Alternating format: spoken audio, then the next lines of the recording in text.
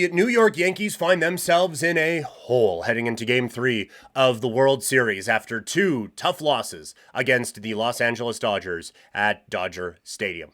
World Series talk here on Couch Potato Diary. This series has been fantastic. It has been everything you want it to be, with the drama of Game 1, and now the drama setting up for Game 3.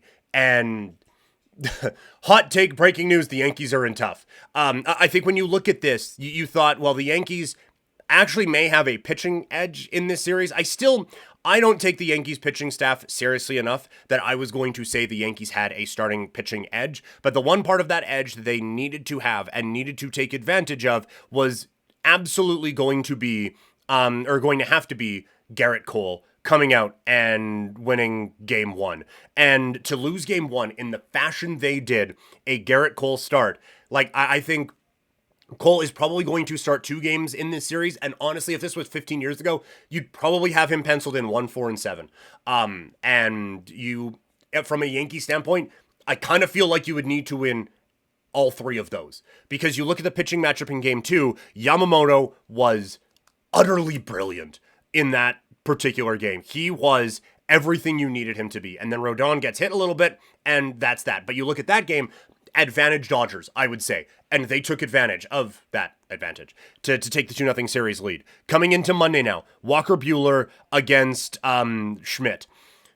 Buehler is not the guy he was a couple of years ago. I think we can all understand that. But if you were looking at which guy's best is the best, it is Walker Buehler, and I don't think it's particularly close. So that is why Game 1 on Friday was such a backbreaker. Not just because it is the first walk-off grand slam in the history of the sport in the World Series, but because your ace was out there and you needed to win that game, given how the rest of the pitching matchups kind of stack up. They are in a position where very realistically their season is on the line with Heel starting in Game 4. And that would be a little bit concerning to me. And I think Heel is really good, but I don't know if he is lasers pointing at Earth, my season is on the line good.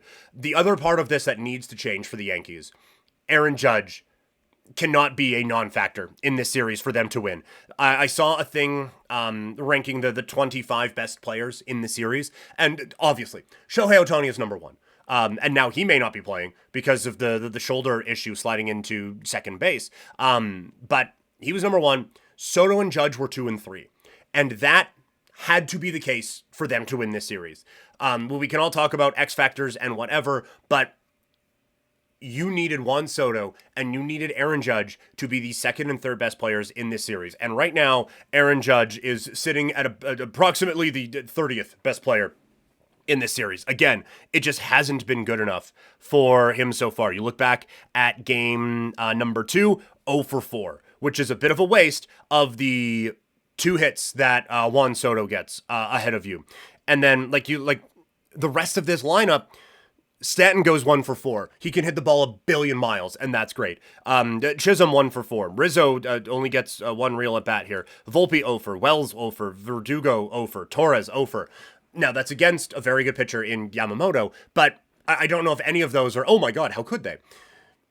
This lineup only is as dangerous as they are if Aaron Judge is lighting this world on fire. If Soto is getting on and Judge is driving him in, then this lineup becomes difficult to stop. When Judge is kind of a non-factor, then all of a sudden it makes it easier to pitch to Stanton with 2 out in the first inning, and then Rizzo with nobody out in the second inning. And it makes everyone just that much easier to deal with. And now, Toxic saying in the chat, Judge is the Kershaw in the playoffs. That is the reputation that he is developing. And that is not a reputation that comes off of you easily in New York with the Yankees. And if he strikes out in that first at bat tonight in the Bronx, Lord help you, whatever reaction he is going to get, because I think it could turn very quickly.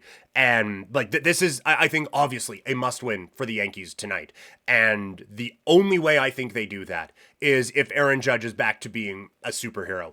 We can talk about different role players and this, that, and the other thing. Sometimes it's just Freddie Freeman hitting grand slams, man. Sometimes it is just the $325 million pitcher going out there and pitching a gem in game two. And sometimes it's the guy who wears the C on his shirt, who got a whole lot of money, who's probably going to get an MVP when the awards get handed out. Sometimes it just comes down to those dudes stepping up and making big plays in big moments. That is what this whole series has been built on, and it is what the Yankees desperately need going in to game three.